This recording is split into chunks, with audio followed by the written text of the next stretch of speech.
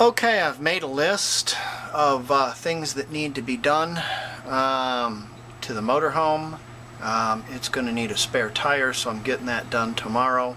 The Altima and the van are both getting rotate and balance of the tires. That needs to be done. I'm collecting parts now still, so I haven't got all my parts. I have got my front pads and I've got my rear springs for my van. I need to go into the salvage yard and get guides for calipers, so I'll probably do that tomorrow. The guides for the calipers are broken in mine. I think I made some or something. Can't remember. So we have all this to do for both of these vehicles, and we're waiting on parts, and then we can start working. Hopefully I can get this all done before the snow flies. Shouldn't be a real big deal. Okay, off to get a rotate and balance, and while I'm at it, I'm going to have him put a tire on that rim for my motorhome, and then we'll trade out cars and gets done with it. Well, here I am at my secret weapon. This is Dave's Tire and Alignment on 36th Street in Oklahoma City. It doesn't look like much, but this guy, unlike most of the other people, has scruples. He's honest, and he's good at what he does, and won't cheat you. So I appreciate that. It's nice working with locals too, that know what they're doing. Does good work, does it at a reasonable price, and won't sell you something that you don't need. We are back. We have the wheels have been rotated and they have been balanced. I got a new wheel mounted on my rim. Isn't that beautiful for a spare? And so we'll put that on the motorhome in a little bit. Let me talk to you about rotating and balancing. A lot of people don't understand why you should rotate and balance tires. This vehicle is a rear-wheel drive car and or van, and so propelling it forward is the rear wheels. So they have more torque applied to them, so the rubber will wear at a lesser amount than the front. So you need to swap them back and forth in order to get optimum amount of use out of them. With a front wheel drive car, you have the front wheels applying more torque, so the front wheels will end up with less rubber on them in 6 months than the rear one, so you have to swap them back and forth. And to balance them, they spin balance them, and they put new weights on them because no tire and rim is perfect. So when you go down the road, it's smooth. That's the rotate and balance. Some people don't know that, so I explained that. We're going to start with some brakes on this van because the brakes are becoming bad.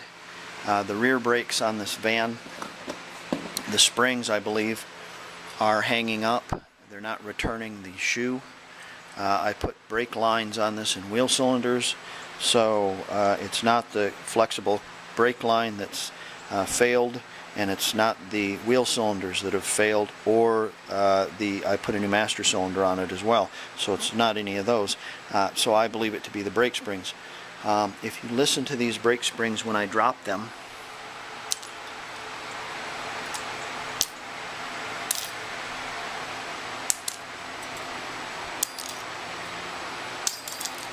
that one's questionable. I don't like that.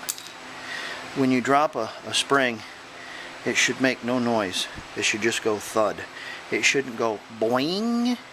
It shouldn't do that. If it goes boing, it's bad. If it goes thud, it's good. Let's get these on the car. Jack your car up in your van on a rear-wheel drive. You can put it right underneath the differential. Make sure you use jack stands and place the handles thusly so you can do this and then pull them out. Cradle between the spring perch and the shackle for the shock absorber. Gonna center it, and then you can let your jack down if you got both of them in. You want to leave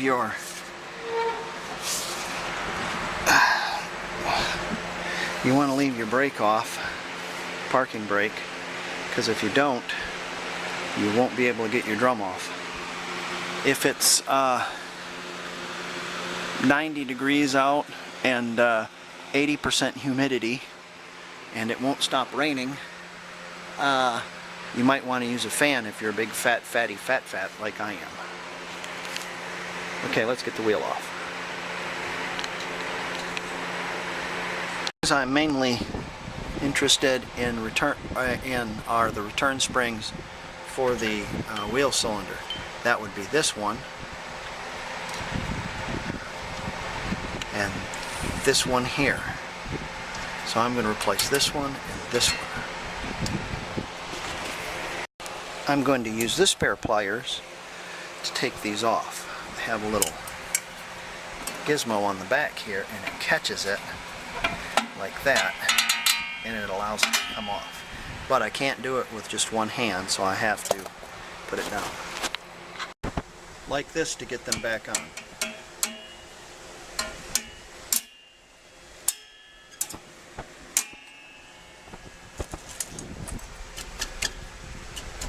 Okay, this isn't the wheel that's hanging up, but I'm going to put them on there anyways, because I want to bleed my brakes. What is bleed your brakes?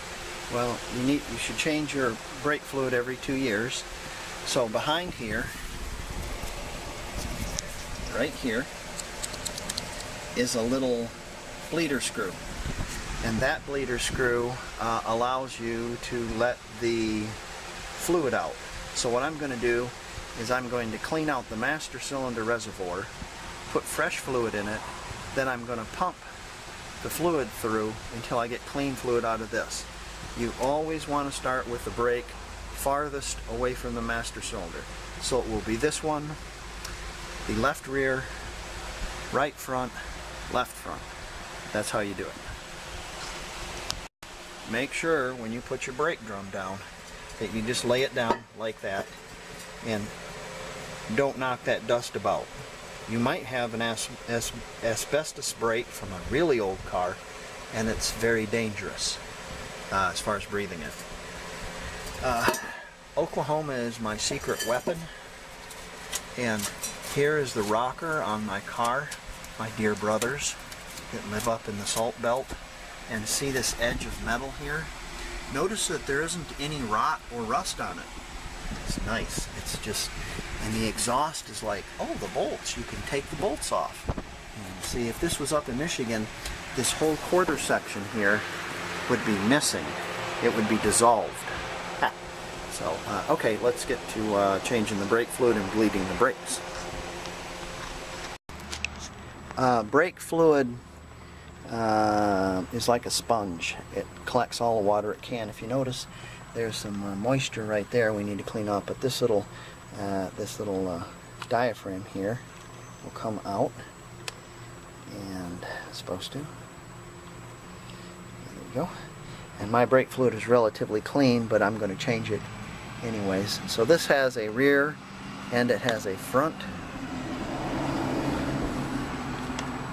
Collection of various school buses and cement trucks going by, waiting for the train next, because there's a satellite super secret spy in the eye in the sky, where what it does is it finds out when I'm filming and lets the trains run and the helicopters and the buses buses go by, so you can't possibly hear anything. This is a little dirty. We're going to need to fix that. We're going to drain both of these, suck it out, and then we're going to mop it all up, and we're going to put fresh fluid in it. We're going to use our super sucker to suck that out with, but I only have one hand, so got to put this down.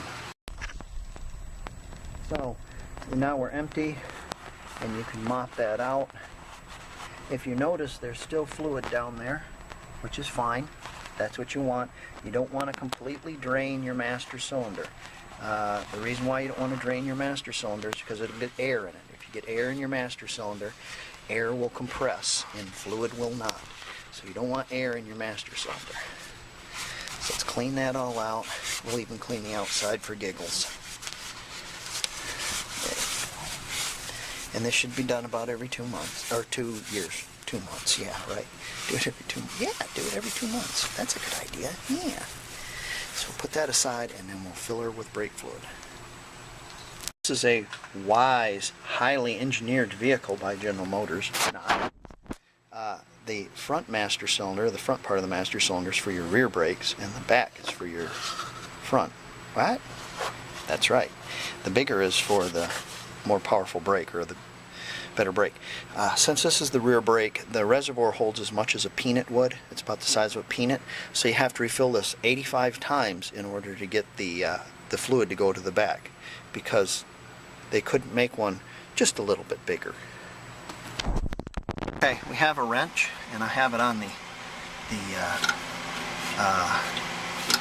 bleeder screw, and what I can do is I can rock it back and forth, and it is loose. It's loose because I don't live in the rust belt. If you live in the rust belt, what will happen is that will snap right off of there, and you'll have to put wheel cylinders in there. Yay! Okay, your wheel shoved under here serves two purposes. If your jack and your jack stands fail, it doesn't completely crush you, the vehicle. You're going to put this, and this come off. This is a underside of some Ford or something like that cowl for the washer, windshield washer, but it has a little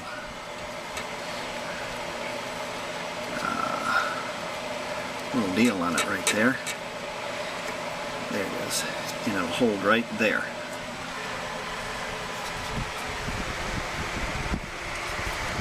And this side, you support this with the bottle, and the hose goes into the bottle. And see how there's a little bit of brake fluid in that? This way you can open that bleeder screw, go in there and pump your brakes 3 or 4 times, and the fluid will flow in here, but it takes more to suck it back up than it does to pull it out of the master cylinder and down into the circuit. So eventually you'll get clean brake fluid. So the whole affair will look like this when you get done.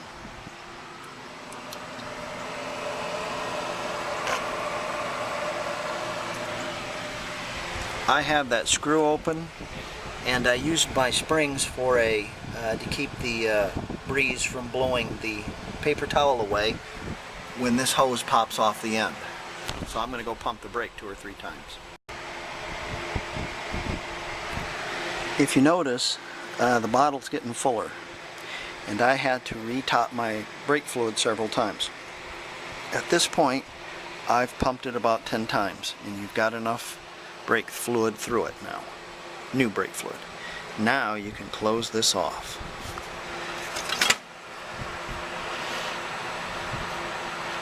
So you close off the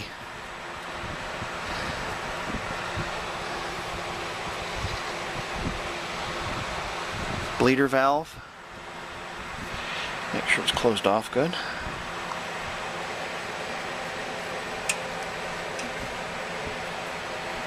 Come on, Granny. Then you take your wrench off there.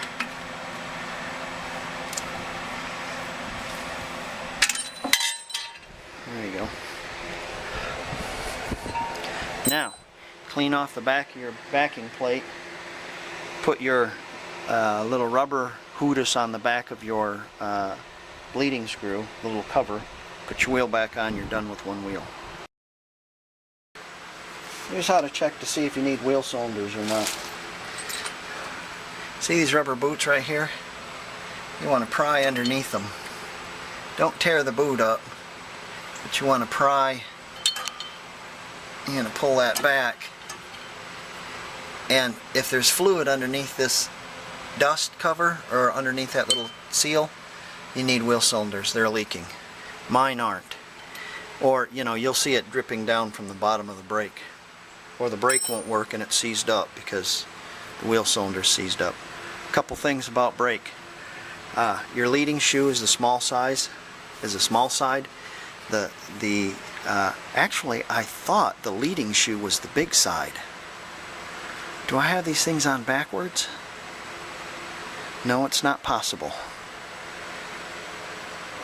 No, you can't put them on backwards. Yeah, because the self-adjusting deal is on there, so I am correct. The leading shoe is the smaller side, and the trailing shoe is the big side. It doesn't make any sense because the leading shoe is the one that's always wore down more than the trailing shoe, and it should be the other way around. I don't know, I have to look at that and see. I can't remember. If anybody on any YouTubers know, go ahead and shout out and let me know. These look like they don't have a lot of meat on them, but there is a lot of meat on those. So the brakes are good, the springs are bad. When you're all bled, tighten this up.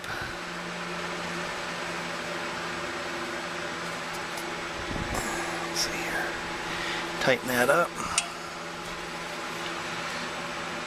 And you can pull off this hose and drain the remainder of it in there. And put your brake drum on and you're done. Okay, we're going to replace our caliper and our pads. We have the same situation. We have it jacked up and we have jack stands. There's two 3/8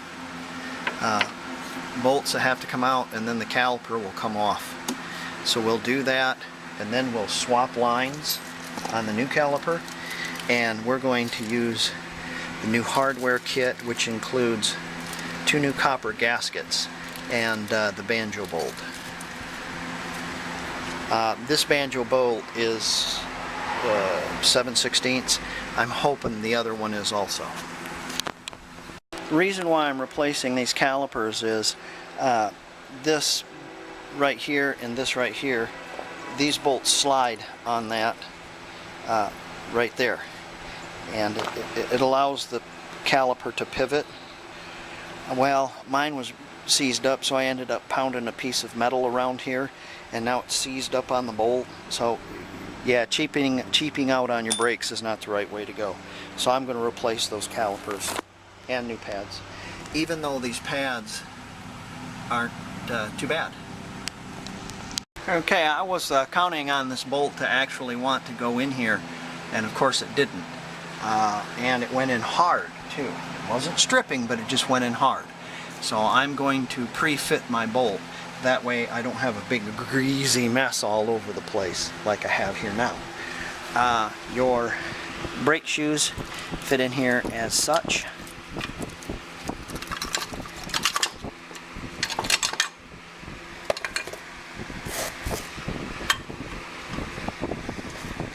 And this little clip right here clips on there. If you notice, it looks like they're kind of wearing sort of funny, and I attribute that to the adjuster that I had, the homemade slide, caliper slide there.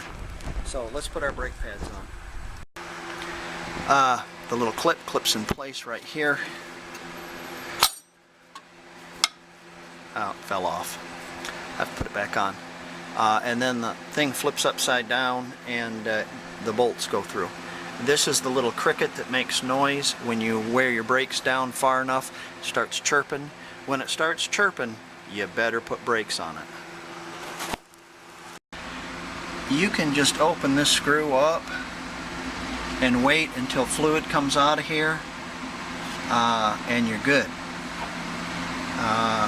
But I'm going to bleed mine, so I'm going to do the same thing I did with the back. You want to make sure that that fluid is coming out of there first though, and if it doesn't, you'll have to pump the brakes. There it comes. So we're going to bleed our brakes just like we did before.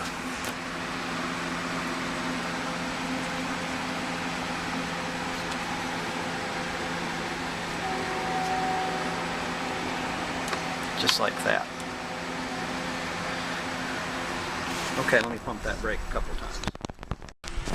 Because this caliper has not slid over completely and you put new brakes on there and they are loose, make sure you pump up your brake before you drive it. Don't put the car in gear until you push down on the brake pedal 2 or 3 times.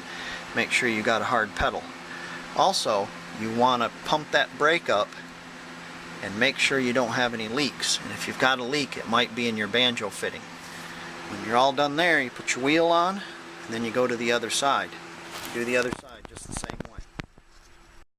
While I was in here, I used my siphon or my vacuum, my oil deal there, and I stuck it in this. This is my power steering, and I sucked it out and then filled it up, and I turned the van around. When I turned the van around, it circulated that all through the system, and then when I turned it around, I opened it back up again and I drew out some more until it wouldn't draw out anymore, and then I filled it back up with this. And what this will do is this will make your power steering pump last a whole lot longer. Granted, it's not draining the whole system, but you're kind of circulating some new fluid around in there. This also acts as the hydraulic fluid for the brake booster, so the brake booster works on that as well. So does the motorhome. Motorhome works that way too. So I took the van out for a ride, and the brake seems to work a whole bunch better. They seem to, the power brakes seem to work, whereas before it didn't seem to have power brakes. You had to step on the pedal that hard. The rear brakes are not hanging up anymore, not dragging, so I think I have that problem fixed. You have to ask yourself, though, to begin with, how well did the brakes work on this van? This is a very cheap little van, so the brakes are going to be marginal as well, I'm figuring. They shouldn't be, but they are.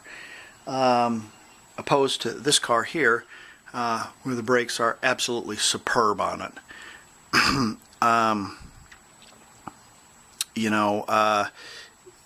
I think the brakes on this car are superb because it's a Japanese vehicle, and the Japanese have to be superb in order to make it in the American market.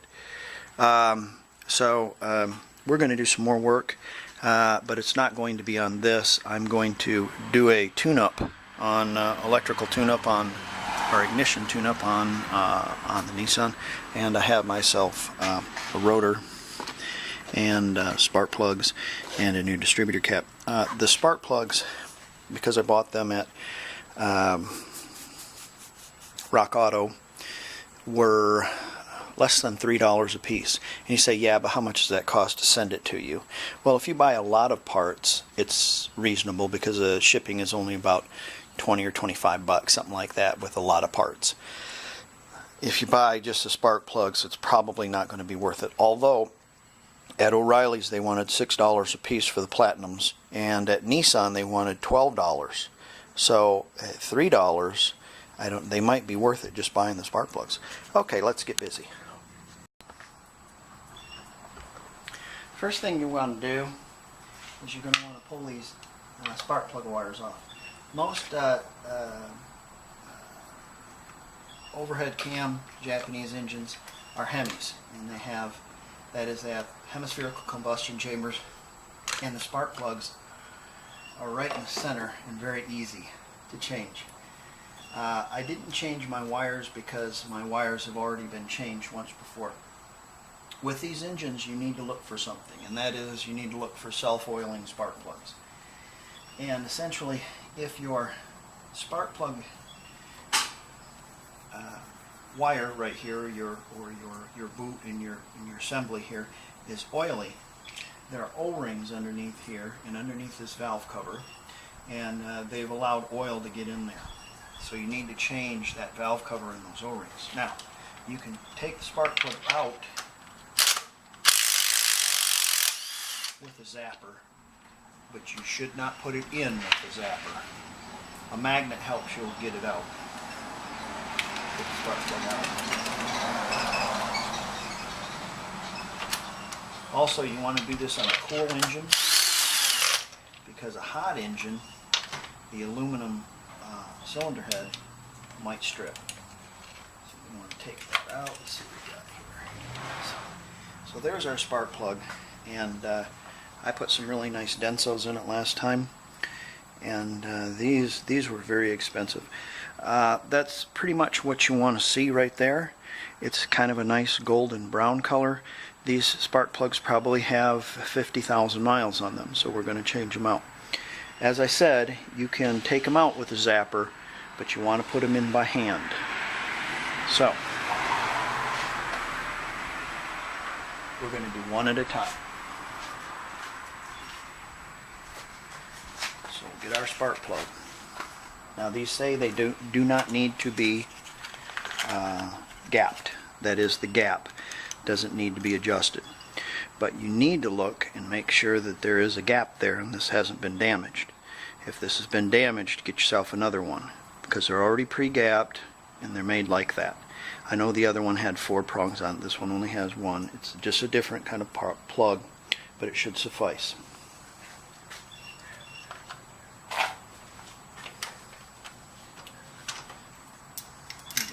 Set it down in there and then screw it in by hand. Do not screw it in with a automatic tool.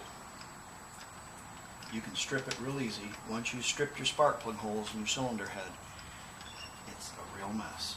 Then you can use a ratchet as such.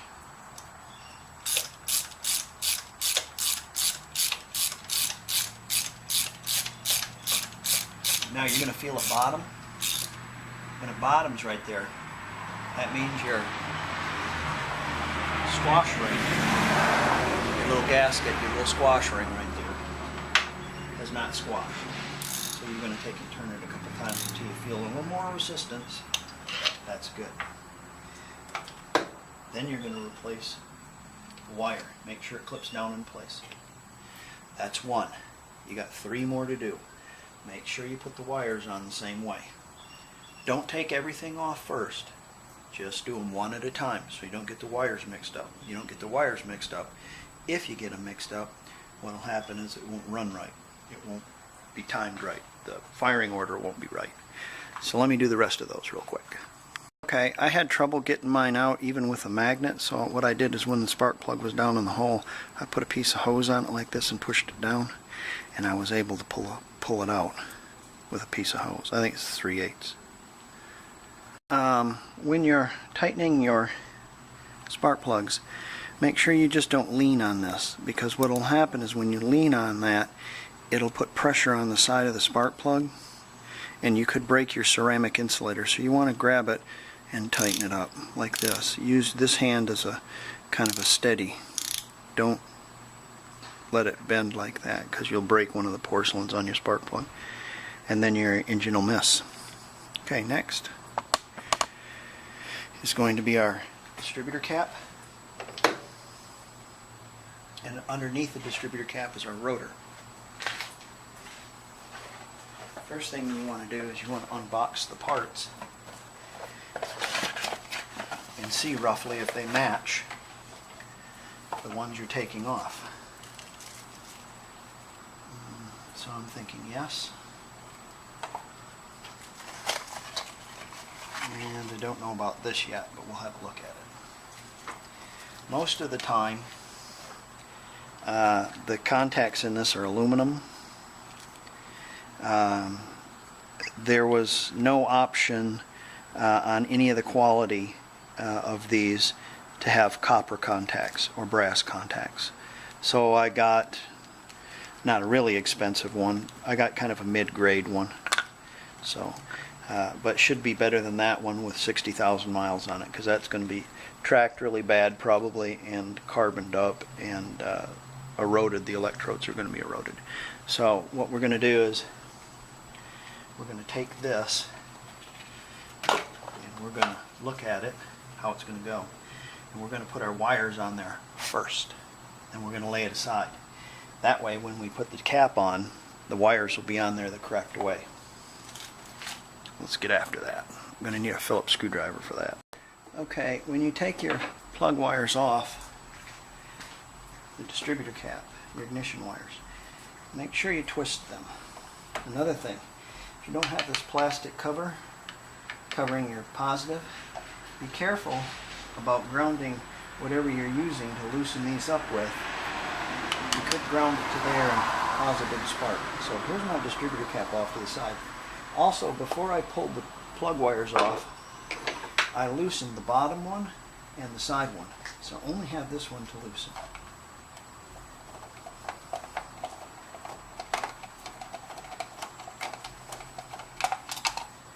Pull it straight off. Look at it. See what you got here.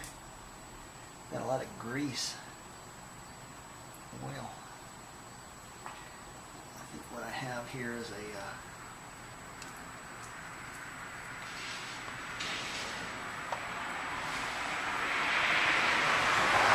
I know what that is. That's a little O-ring that goes around there. It's kind of turned into dust. Might need to see about finding another one of those later, probably before winter sets in. Here's our rotor. My rotor should just pull off. Should. Does it have a bolt? Oh, yes, it does have a bolt, doesn't it? Okay, so the bolt's on the bottom, and I believe it's 8mm. Let's go get that out of there. Have the bolt out. So just pull that off. Got a new one. You could probably even turn the engine over until the cam turns around, and you'd be able to, which would turn the distributor, and you could get to that a lot easier than on the bottom. Okay, I left the top one, or the last one, last. These are 7mm bolts on there, the heads. So we've got all those on there, and we've got our wires on. Okay, let's move things aside and see if we did this right.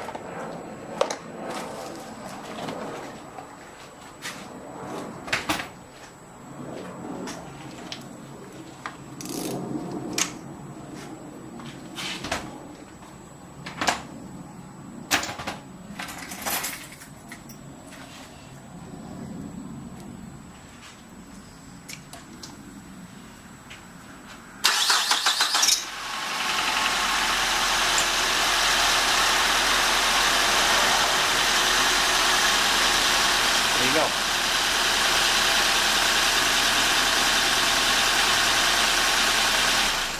These are your main components of a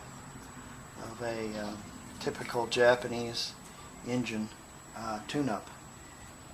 Most of the time, the dealerships make it out to be some kind of big deal to change the spark plugs. Yeah, we change spark plugs at 120,000 miles, blah, blah, blah. Oh, it's great. Well, you know, for, let's see, I paid $6 for the cap, $3 for the rotor, $3 a piece for that, let's say 3, 6, 9, 12. That's less than $20, $21. Even if you counted shipping $10, that would be $30. And a little bit of your time, you can tune up your Japanese car for $40, where the dealership is going to want $300 to do it, or something silly like that. Okay, let's have a look what we can do next. I was out videoing, UPS came by, or FedEx, and sent me some more parts. Let's see what we get.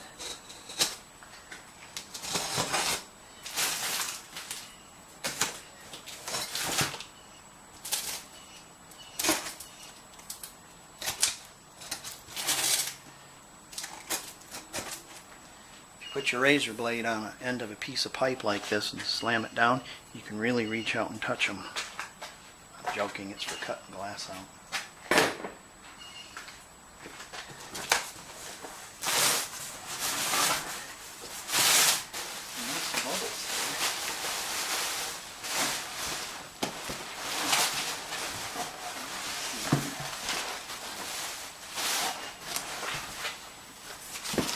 Fragile. Huh. Must be from Italia.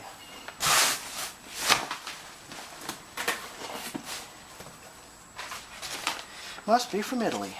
Fragile. Okay.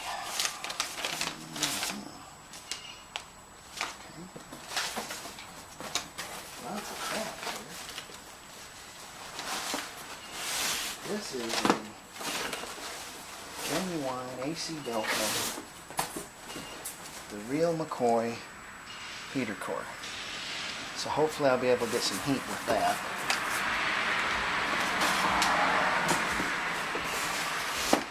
Looks like they sent me a whole bunch of stuff with it too. Get gaskets and such. That's fancy. Yeah. Pair of Monroe brakes for the Ultima. Those look awful small. Hope I didn't order the rear ones. Wait a second, it's got drum brakes.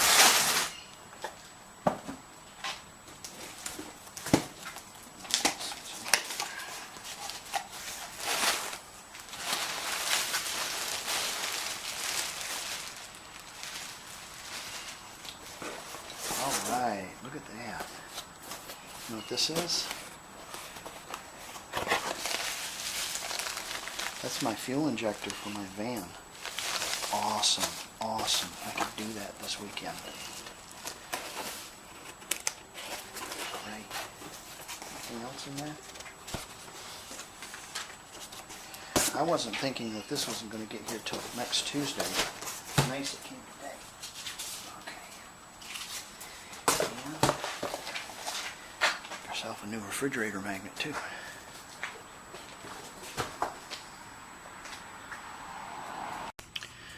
Okay, motorhome is good. Spare tire's been done. Rotate and balance tires on both, that's good. Guides for calipers, I got new calipers. Rear brake springs, got that. Front pads, got that.